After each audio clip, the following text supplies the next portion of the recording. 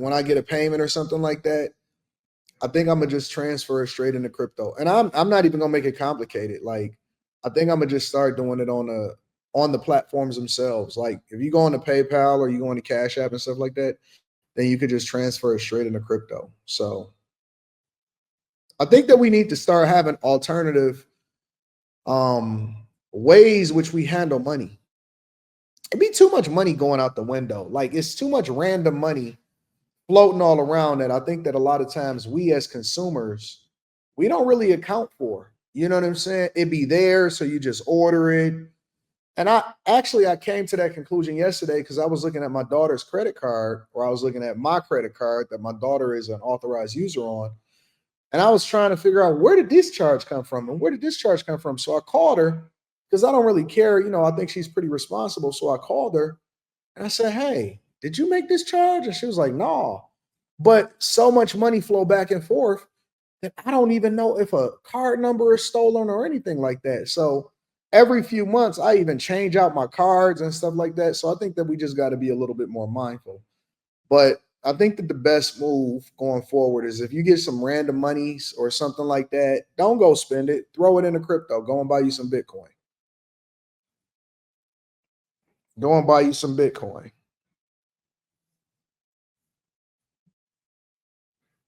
Let me read some of y'all super chats and then we're going to go ahead and get started with the show. You know, it's Friday, so it's y'all day. I'm letting y'all determine a lot of the subjects that I talk about today. Shout out to my dog, Mike. That dude says CCM sauce. Shout out to y'all. I appreciate you, Mike, that dude. So, like, for example, Mike, that dude, cash at me and said he appreciate the show and the sauce. So what I'm going to do is I'm going to immediately throw that into crypto. That way I don't spend it. You still haven't bought Bitcoin. Dave Ramsey influenced you on that. I think that Dave Ramsey is right about his philosophy, his investment philosophy. The idea is just that if you don't understand something, and I've largely been an advocate for this also, if you don't understand something, then don't invest in it. Only invest in things that you understand. Do the research. Kelvin Grant says, what made you do a 360 on crypto? I never did a 360 on crypto. I didn't understand it. I don't listen. My investment philosophy is this. I don't invest in things that I don't understand. I think that I've done maybe 2 years of research now to where I feel comfortable looking at it as an investment vehicle or a way to diversify my portfolio to where I protect myself in other ways. So it's not that I don't like stuff or that I don't agree with stuff. I don't understand it. And I don't care if it take me 3 years, 4 years, 5 years to do the research on it before I can start speaking about it. If somebody can't explain it to me, and this is the same way that y'all need to look at it. Don't just buy into something because somebody said that this is what they're doing. I don't care what happened. If you do not understand it, and I got this investment philosophy from Warren Buffett. Warren Buffett largely stood on the idea that for a long time, he never invested in Apple. Now, he's one of the most famed investors of all time, him and Charlie Munger. And the reason that he didn't invest in Apple is, well, he eventually did invest in Apple.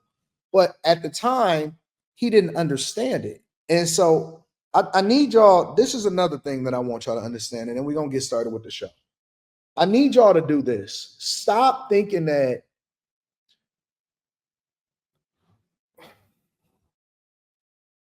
we have a bad habit of pretending like we know.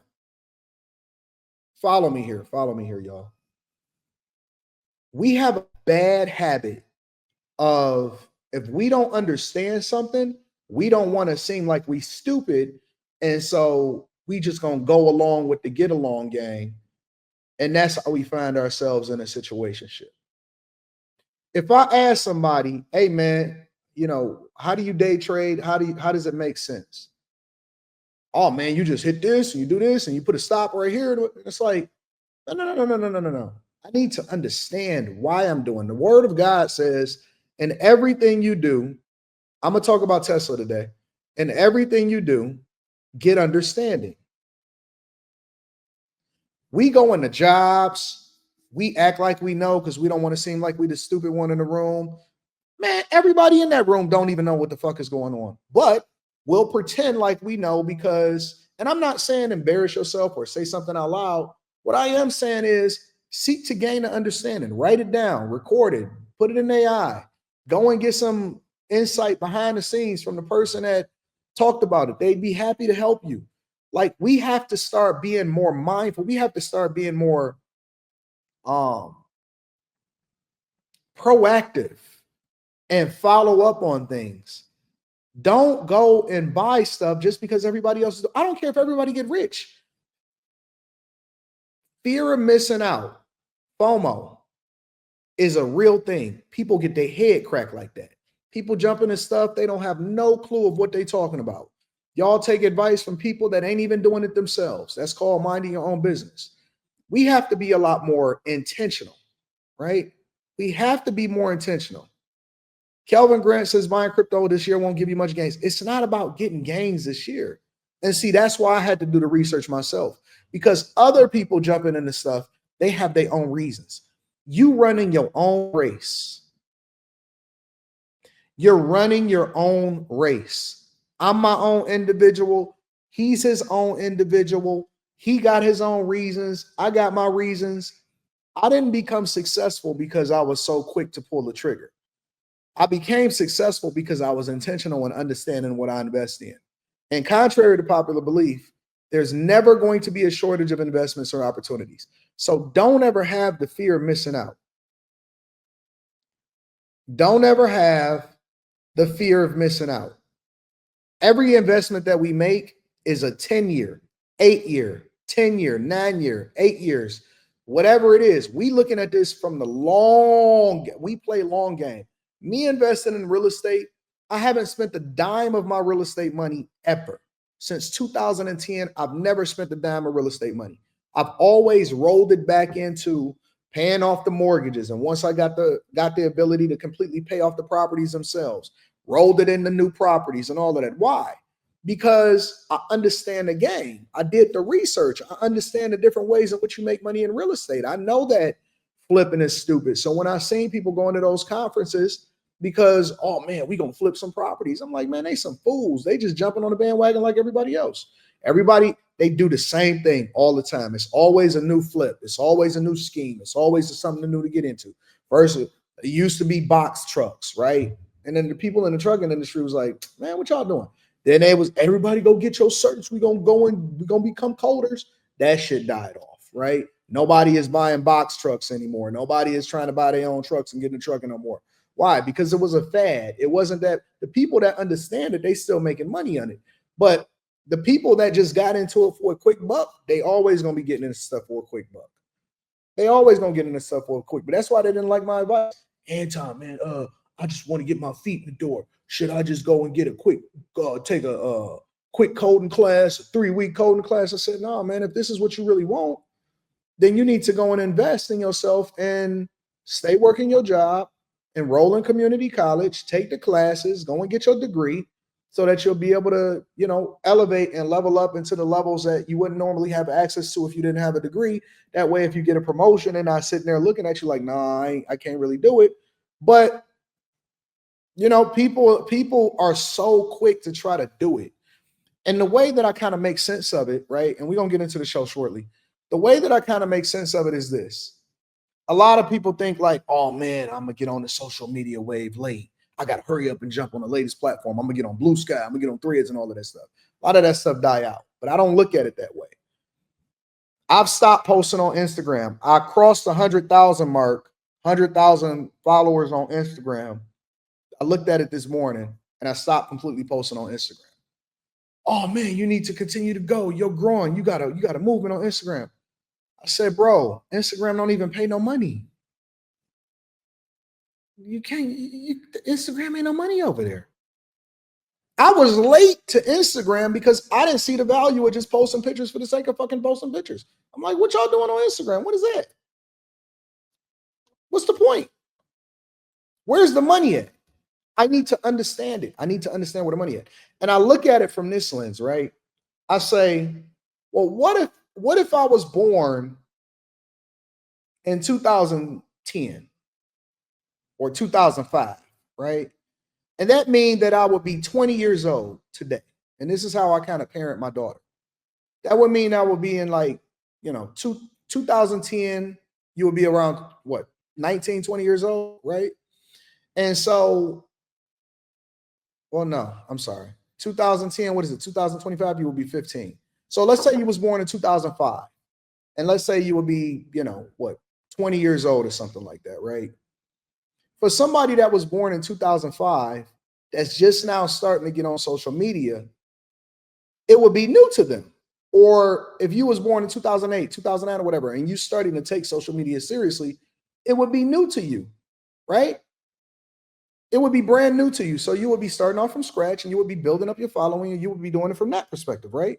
And so, for example, my daughter, a lot of people keep telling me, oh, Anton, I see people trying to push their kids into be stars, trying to get their kids so much clout. Your kids got to grow up too fast. I tell my daughter, hey, listen, be a kid for as long as you possibly can. All this visibility, all of this shit, it don't even mean nothing. It don't even mean anything because I start when I start. And when I start, I'm going to run the race to win. Nobody is ahead of you. You're running your own race. There's always going to be new investments. There's always going to be new technologies. There's no shortage of stuff to get in. You didn't miss out on anything. As long as you're making informed decisions, then you will be fine. You will do well. You will be fine.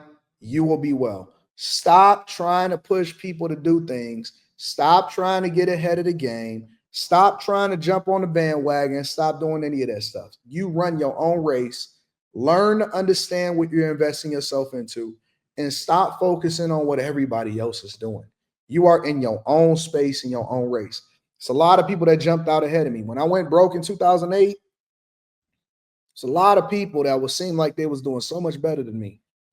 I was like, at first I was like, man, I'm behind and whatever, blah, blah, blah. If you compared yourself to the people that was online or your peers or whatever, it seemed like everybody was doing well. And I shut all of that shit down. I literally got off the internet and I just focused on running my own race. So I got to focus. I was, watching everybody else, but I wasn't interested in having a social media platform at that time. I said, when I'm coming back, when I get myself together, it's got to be for a marketing purpose. It's got to feed into what it is that I'm already doing. That's when I decided, you know what, this YouTube thing, this is sweet. I think I can market myself and separate myself from everybody else in order to level up in corporate America and document the journey. And so that's what I started doing. And then eventually it evolved over time. As I evolved, it evolved, I evolved. And it became whatever it is coming. You're not behind. You're not behind. I'm ahead of everybody. Biggest YouTuber in my city. And some people say, well, so what? That's not a big deal. It's only in your city. It's a big deal to me. It's meaningful to me. It's very meaningful. It's other YouTubers in other cities or maybe outside of Detroit or in Michigan or in another city in Miami. Man, you wouldn't be able to compete in Miami. I'm competing right here. I'm exactly where I want to be, where I need to be, and I'm winning. I'm winning in every way, shape, or form. I'm winning. I don't care about whatever. I am running my own race, and that's what I'm going to do. I'm going to win. So don't worry about what everybody else got going on, y'all. That's all I'm saying.